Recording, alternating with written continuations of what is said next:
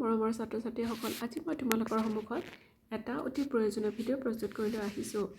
আজি মই তোমালোকক মূল্যবোধৰ মূল ধাৰণা সম্পৰ্কে অৱগত কৰিম।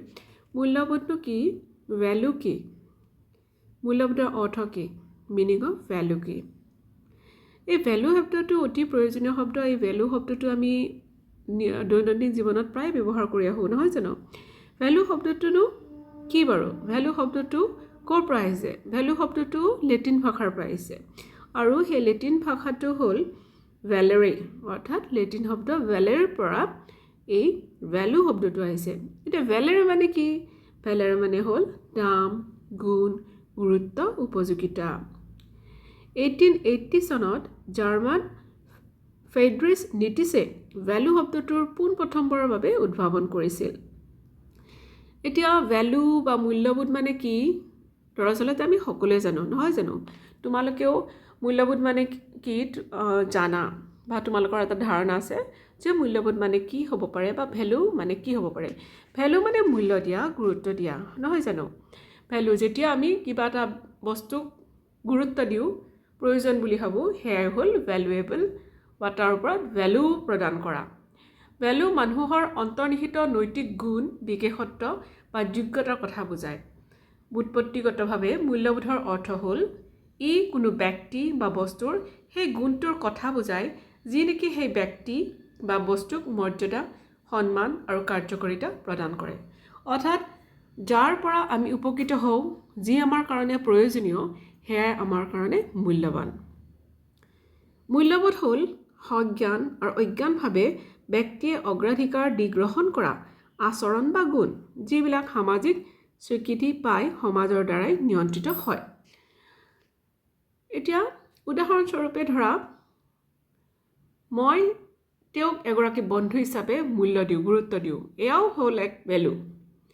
তুমি মোৰ জীৱনৰ বাবে বহুত মূল্যৱান, এনেদৰে যদি মই কাৰোবাক কওঁ, তেতিয়াহ'লে সেয়াও এক ভ্যালুৱেবল দিশ বা মূল্যবোধৰ দিশ। মোৰ দেউতাই কিনি থোৱা মাটিৰ মূল্য আজিৰ দিনত বহুত বেছি, অৰ্থাৎ মাটিৰ মূল্যৰ কথা কোৱা হৈছে, দামৰ কথা কোৱা হৈছে। যিটো ভ্যালু, আগতকৈ এতিয়াৰ মূল্যটো বেছি, সেই ক্ষেত্ৰত বুজোৱা হৈছে। মোৰ জীৱনত মা দেউতাৰ মূল্য কোনো ব্যক্তিৰ সৈতে একে নহয়, অৰ্থাৎ মোৰ জীৱনত মা দেউতা অতি মূল্যৱান বস্তু বা মূল্যৱান ব্যক্তি। মোৰ ব্যক্তিগত জীৱনতকৈ মোৰ কৰ্মজীৱন বেছি মূল্যৱান। যদি মই সেনেকৈ ভাবোঁ, তেতিয়াহ'লে মোৰ ব্যক্তিগত জীৱনতকৈ মোৰ যিটো কৰ্মজীৱন, সেই কৰ্মজীৱনটো বেছি মূল্যৱান বুলি মই ভাবিম। ধনতকৈ স্বাস্থ্যৰ মূল্য অধিক। কেতিয়াবা কোৱা হয় যে ধনতকৈ স্বাস্থ্যৰ মূল্য অধিক। আমাৰ ধন থাকিলেও আমি স্বাস্থ্য হয়তো ঘূৰাই নাপাব পাৰোঁ। সেই দিশত আমি ধনতকৈ স্বাস্থ্যৰ মূল্যটো অধিক বুলি ভাবোঁ। এতিয়া আমি যদি সাধাৰণভাৱে ভাবোঁ মূল্যবোধ মানে কি? মূল্যবোধ মানে একেবাৰে সহজ অৰ্থত মূল্য দিয়া, গুৰুত্ব দিয়া, যাৰ পৰা আমি উপকৃত হ'ব পাৰোঁ, যাৰ পৰা আমি উপকাৰ পাওঁ, সহায় পাওঁ, সেই বস্তুবিলাক বা ব্যক্তিবিলাকে হ'ল মূল্যৱান। তাৰ লগত মূল্যবোধ জড়িত হৈ আছে। এতিয়া মূল্যবোধ মানে কি? মূল্যৱান হোৱা, প্ৰয়োজনীয় হোৱা, গুৰুত্বপূৰ্ণ হোৱা, শক্তিশালী হোৱা হ'ল। এতিয়া আমি জানিবলৈ চেষ্টা কৰিম মূল্যবোধৰনো কি কি বৈশিষ্ট্য থাকিব পাৰে। একেবাৰে প্ৰথমতে মূল্যবোধ হ'ল বিমূৰ্ত। আমি যিকোনো মূল্যবোধৰ কথা যদি আমি কওঁ বা ভাবোঁ, সেয়া কিন্তু বিমূৰ্ত হয়। যেনে সামাজিক মূল্যবোধ, নৈতিক মূল্যবোধ, অৰ্থনৈতিক মূল্যবোধ। কোনো এটা মূল্যবোধৰ মূৰ্ত অৱস্থা এটা আমি বিচাৰি নাপাওঁ। তাৰ লগত সদায় বিমূৰ্ত ধাৰণাই জড়িত হৈ থাকে। মূল্যবোধ ব্যক্তিৰ আচৰণত প্ৰকাশ পায়। ব্যক্তিয়ে যি ধৰণে প্ৰকাশ কৰে, সেই ধৰণেহে কিন্তু মূল্যবোধবোৰ প্ৰকাশ পায়। যিকোনো মূল্যবোধ, সামাজিক মূল্যবোধ, নৈতিক মূল্যবোধ, আধ্যাত্মিক মূল্যবোধ, এই সকলোবোৰ মূল্যবোধ কিন্তু ব্যক্তিৰ আচৰণৰ জৰিয়তেহে পৰিস্ফুট হৈ উঠে। মূল্যবোধ গতিশীলো হ'ব পাৰে বা স্থিতিশীলো হ'ব পাৰে। কিছুমান মূল্যবোধ কি হয়, সময়ৰ লগে লগে পৰিৱৰ্তন হয়, কিন্তু কিছুমান মূল্যবোধ সময় পাৰ হৈ গ'লেও সেই মূল্যবোধবোৰ থাকি যায়, স্থিতিশীল হৈ থাকে। গতিকে মূল্যবোধক আমি গতিশীল বা স্থিতিশীল বুলিও ক'ব পাৰোঁ। মূল্যবোধ ইতিবাচক বা নেতিবাচক হ'ব পাৰে অৰ্থাৎ যিটো ক্ষেত্ৰত বা যিটো বস্তু বা যিজন ব্যক্তিক মই মূল্য দিব পাৰোঁ মূল্য দিব খোজোঁ বা ভাল বুলি ভাবিব খোজোঁ সেই একে কথাতে অন্য এজন ব্যক্তিয়ে হয়তো সেইটো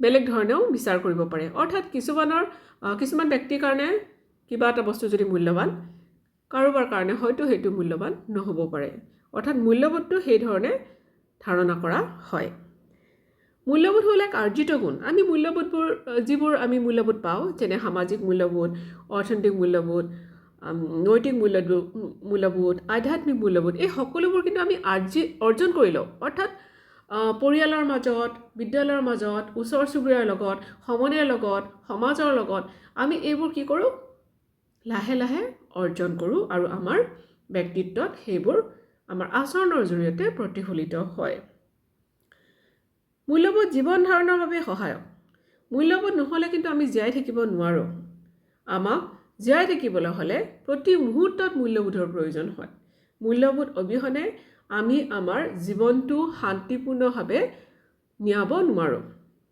বা উদযাপন কৰিব নোৱাৰোঁ আমি আমাৰ জীৱনটো যদি সুন্দৰকৈ অতিবাহিত কৰিব লাগে আমাক প্ৰতি মুহূৰ্তত মূল্যবোধৰ প্ৰয়োজন হয় মূল্যবোধ হ'ল সংস্কৃতিৰ উপাদান প্ৰত্যেক সংস্কৃতিৰ কিছুমান মূল্যবোধ আছে সেই মূল্যবোধৰ সমষ্টিয়ে হ'ল সংস্কৃতি অৰ্থাৎ কোনো এটা সংস্কৃতিৰ মূল্যবোধ নাই বুলি আমি ক'ব নোৱাৰোঁ যে অমুকখন সমাজৰ কোনো ধৰণৰ মূল্যবোধ নাই নহয় প্ৰত্যেকখন সমাজৰ কিছুমান মূল্যবোধ আছে আৰু সেইবোৰ লগ লাগিয়ে সংস্কৃতি গঠন হৈছে মূল্যবোধ হ'ল মনোভাৱ মূল্যবোধ হ'ল এক মনোভাৱ অৰ্থাৎ মূল্যবোধ হ'ল এক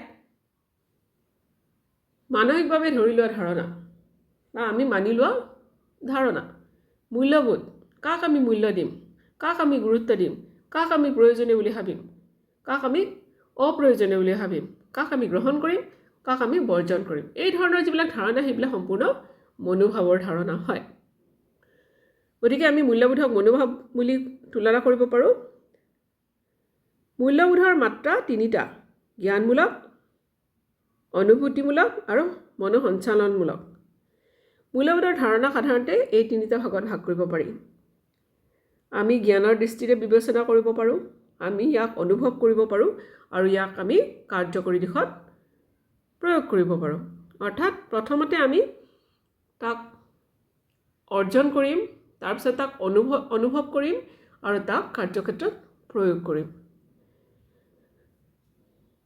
মূল্যবোধ কিন্তু সমাজৰ বিকাশৰ কাৰণে অতি প্ৰয়োজনীয় মূল্যবোধ অবিহনে এখন সমাজৰ বিকাশ বা প্ৰগতি কেতিয়াও হ'ব নোৱাৰে মূল্যবোধৰ জৰিয়তেহে এখন সমাজে উন্নতিৰ দিশত আগবাঢ়ি যাব পাৰে যদি আমি সমাজত মূল্যবোধক কোনো ধৰণৰ গুৰুত্ব নিদিওঁ সেই সমাজখন কিন্তু বহুত পিছ পৰি থাকিব গতিকে এই ধৰণে আমি মূল্যবোধৰ বৈশিষ্ট্যসমূহ বিচাৰ কৰিব পাৰোঁ